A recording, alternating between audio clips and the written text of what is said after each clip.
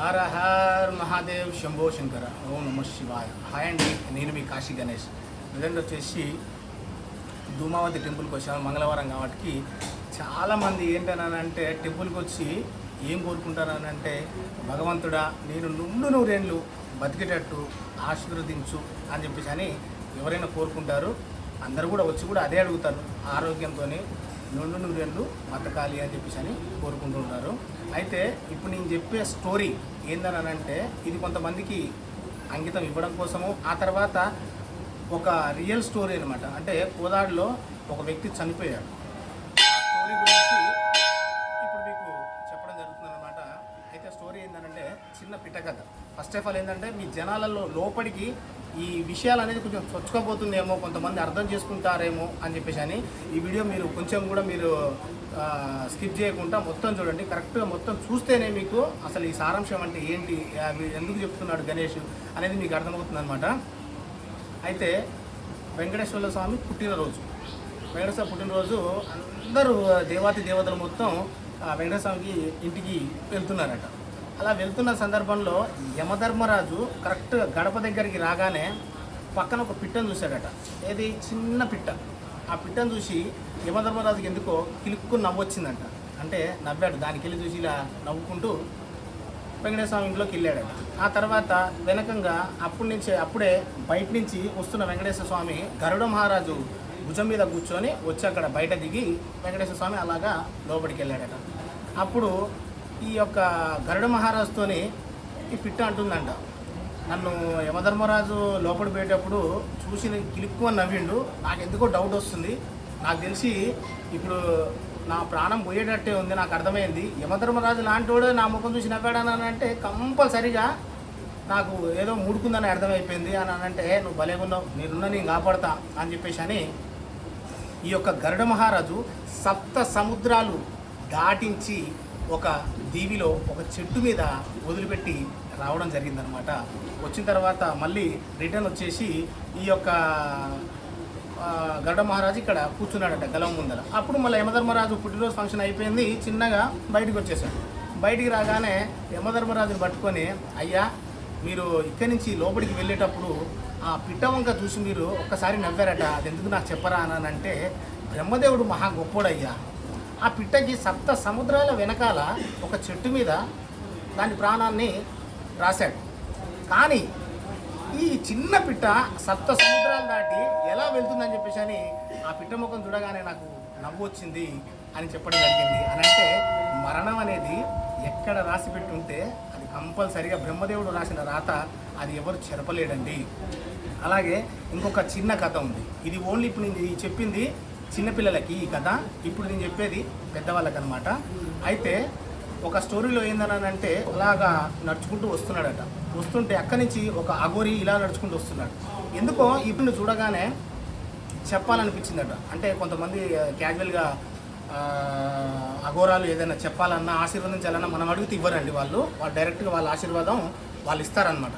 అయితే అదే విధంగా చూడగానే అతనికి ఎందుకో చెప్పాలనిపించింది. అరే బాబు నిలబడని చెప్పేసాను అనగానే, ఏంటండి చెప్పండి గురువారు అని చెప్పేసాను అంటే, అరే నీ నుదుటి మీద నేను ఒక రేఖ చూశాను, నువ్వు కొన్ని వేల సంవత్సరాలు బతుకుతావు, కానీ ఒక షరతు అన్నాడు. ఏంటయ్యా అనంటే, ఈ ఉన్న సొంత ఊరుని కాక నువ్వు విడిచిపెట్టి ఎక్కడికైనా వెళ్ళిపోతే కంపల్సరిగా నువ్వు ఎన్ని వేల సంవత్సరాలు అంటే అన్ని వేల సంవత్సరాలు బతకొచ్చు అని చెప్పగానే ఆ బ్రాహ్మణుల్లో ఒక ఏమంటారు దాన్ని, ఒక సంతోషం, అయ్యో నేను బతకొచ్చు కదా, ఈ కలియుగం అంతమయ్యేదాకా కూడా బతకొచ్చు కదా అన్న ఒక లోపల ఆ ఫీల్ వచ్చేసి, నేను ఎలాగైనా ఈ ఊర్లో ఉండొద్దు, వెళ్ళిపోవాలని చెప్పేసి అని చాలా దూరం, ఒక 1000 కిలోమీటర్ల దూరం ఊరు వదిలిపెట్టి నడుచుకుంటూ వెళ్ళిపోయాడు. అప్పట్లో వాహనాలు లేవు, నడుచుకుంటూ వెళ్ళాడు. వెళ్ళిన తర్వాత రోడ్డు మీద ఒక చిన్న హోటల్లో, ఆ హోటల్ ఓనర్తో ఏం చెప్పాడని అంటే, అయ్యా నేను నీ కాడ జీవితాంతం నేను పనిచేస్తాను, కానీ నా చిన్న కోరిక, ఆ కోరిక మీరు తీర్చాను.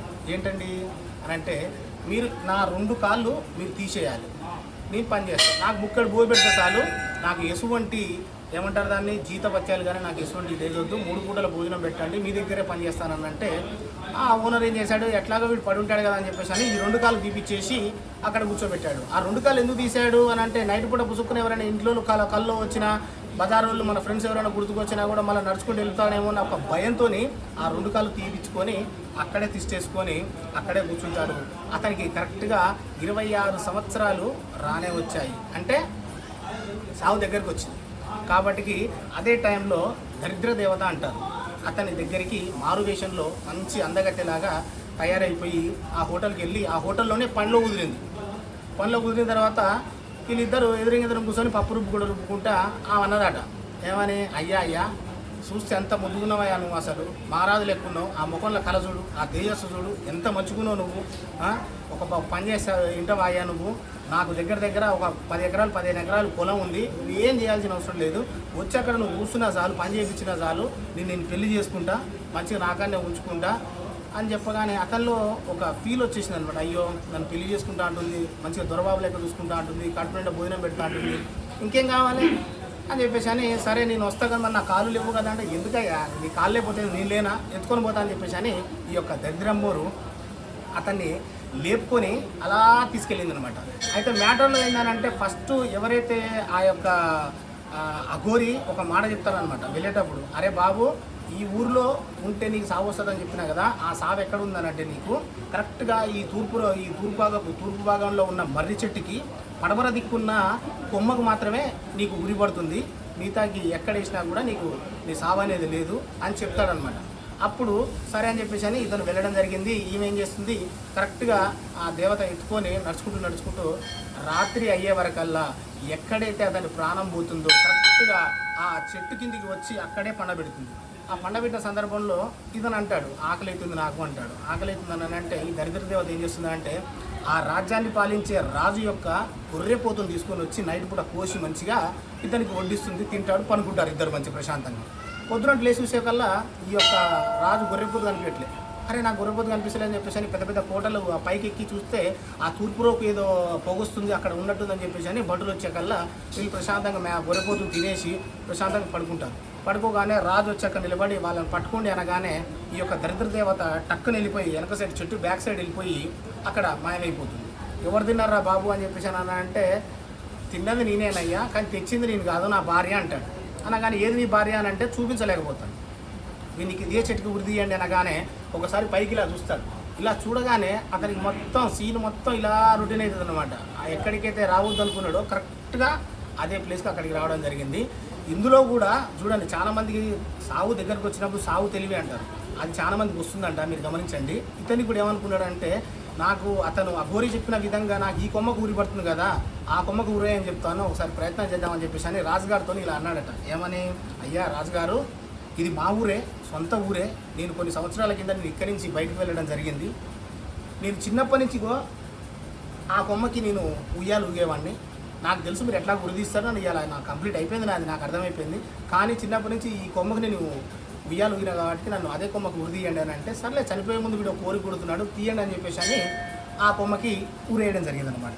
ఆ ఊరేసిన తర్వాత వాస్తవంగా అతను ఈ కొమ్మకు చనిపోవాలి, కానీ ఆ కొమ్మకి ఊరేయడం వల్ల సావు రాలేదనమాట. అలాగా ఊగుతూ ఉన్నాడు ఆ చెట్టుకి, కానీ మరణించట్లేదు అనమాట. అలా ఊగుతూ సృష్టికి విరుద్ధంగా ఏమవుతుందనంటే ఒక ప్రళయం లెక్క వచ్చేసి పెద్ద గాలి, ఈసుడు గాలి వచ్చేసి ఆ కొమ్మ ఇరిగి ఈ కొమ్మ మీద పడగానే అప్పుడు పోతుందంట ప్రాణం. అంటే మీరు అర్థం చేసుకోవాల్సింది ఈ కథలో సారాంశం ఏంటంటే, మరణం అనేది ఎలా రాయాలో ఎలా ఏంటి అనేది ఆ పైన ఆ సృష్టికర్త అయిన బ్రహ్మదేవుంది. అలాగే ఈ యొక్క మనం ఏదైతే మనం నటిస్తున్నామో, మనం ఇప్పుడు ఏదైతే జీవిస్తున్నామో ఈ జీవనంలో కొంతమంది నటిస్తారు, కొంతమంది జీవిస్తారు. దాన్ని మొత్తం క్రమబద్ధం చేస్తానికి విష్ణుమూర్తి ఉన్నాడు. అలాగే లయం చేసుకోవడం కోసం సాక్షాత్తు పరమశివుడు ఉన్నారు. ఈ ముగ్గురు ఆడే ఆటలో మనం చిన్న పాము లాంటి వాళ్ళమండి. కాబట్టి మీరు దయచేసి మీరు ఎట్టి పరిస్థితులలో, అరే నువ్వు చేయబట్టిగా చచ్చిపోయిన రావాడు, లేకపోతే చచ్చిపోయేటోడు కాదు, పనుకున్న లేపుకొని పోయినావు, నువ్వు ఆడికి తీసుకెళ్ళావు, వీడికి తీసుకెళ్ళావు, సాగు పెట్టామని చెప్పేసి అని చాలామంది యూత్కి ఇది జరిగింది. కోదాడలో రీసెంట్గా ఒక వ్యక్తికి ఇది జరిగిందనమాట. అందుకోసమే ఈ కథ నేను చెప్పడం జరిగిందనమాట. కాబట్టి అతన్ని బాగా దూషించారంట. అంటే పక్కన ఉండే ఫ్రెండ్స్ కూడా, అరే నువ్వు ఇట్లా చేసి ఉండకపోతే వాడు బతుకు కదా, ఎట్లా బతాడు, వాడు సాగు వచ్చింది వాడు చచ్చినాడయ్యా, ఎట్లా బతాడు? అందుకోసం ఈ కథ చెప్పడం జరిగింది. దయచేసి ఎవరిని కూడా చాలా ఫోర్స్ చేయకండి. ఒకవేళ ఫ్రెండ్స్ బయటకి ఎటైనా పోయినా 30 సంవత్సరాలు తిరిగిన వాడు 31వ సంవత్సరం పోతే ఆ లోపే పోవచ్చు కదా, పోలేదు కదా. ఏదో టైం వచ్చింది, భగవంతుడు తీసుకెళ్ళాడు, వెళ్ళాడు. దయచేసి మీరు ఎవరిని కూడా ప్రెజర్ చేయొద్దు. మిగతా వ్యక్తుల్ని తట్టుకోలేక ఆ పిల్లవాడు ఏం చేశాడంటే ఇంటికి వెళ్ళి ఉరిపెట్టుకొని చనిపోయాడు. ఆ వచ్చిన చుట్టాలు కానీ, ఆ తర్వాత ఫ్రెండ్స్ కానీ, అరే నువ్వు చేయబడిగా చనిపోయినాడు రా, మరి ఇట్లా సంగతి అని చెప్పేసి అంటే పాపం తట్టుకోలేక పోయి సూసైడ్ అటెంప్ట్ చేసుకున్నాడు. అందుకోసం అని చెప్పేసి ఈ మూఢనమ్మకాలు ఏవైతే ఉన్నాయో అన్నీ పక్కకు పెట్టండి. అది జరిగింది, ఇది జరిగింది, నువ్వు చేయబడికి జరిగింది అనే అసలు అన్నీ పక్కకు పెట్టండి. దయచేసి ఈ వీడియో నేను ఎవరైతే బాధ్యతగా ఉంటారో వాళ్ళకి నేను అంకితం చేస్తున్నాను. నేను దయచేసి కాశీ గణేష్ 46 యూట్యూబ్ ఛానల్ని సబ్స్క్రైబ్ చేసుకోండి, లైక్ చేయండి, షేర్ చేయండి. సర్వేజన సుఖినో భవంతు. హర హర్ మహాదేవ్, శంభో శంకర్, ఓం నమ శివాయ. ఉంటానండి. అయితే నెక్స్ట్ ఇప్పుడు నవంబర్ కుంభమేళ స్టార్ట్ అవుతుందండి. నవంబర్, డిసెంబర్, జనవరి మంచి కుంభమేళ స్టార్ట్ అవుతుంది. మీరు ఎప్పుడైతే మీరు ట్రైన్ బుక్ చేసుకుంటారో ఎమ్మటే మీరు మా రూమ్స్కి కూడా ఎమ్మటే కాల్ చేసి బుక్ చేసుకోండి. ఎందుకంటే మన దగ్గర మ్యాక్సిమం నెల 2 నెలలు ముందైతేనే మన కాడ రూమ్స్ దొరుకుతాయి. ఇప్పుడు రూమ్స్ తక్కువైతున్నాయని చెప్పేసి కూడా నేను ఇంకా రూమ్స్ ఇప్పుడు పెంచడం జరిగింది. ఇంకోటి లిఫ్ట్తోని ఒక గెస్ట్ హౌస్ తీసుకోవడం జరిగింది. అది నవంబర్ 1కి ఓపెనింగ్ ఉంది. దాంట్లో లిఫ్ట్ కూడా ఉందన్నమాట. ఈ వీడియో మీకు నచ్చినట్లయితే కాశీ గణేష్ 46 యూట్యూబ్ ఛానల్ని లైక్ చేయండి, షేర్ చేయండి. సర్వేజన సుఖినో భవంతు. హర హర్ మహాదేవ్, శంభో శంకర, ఓం నమ శివాయ.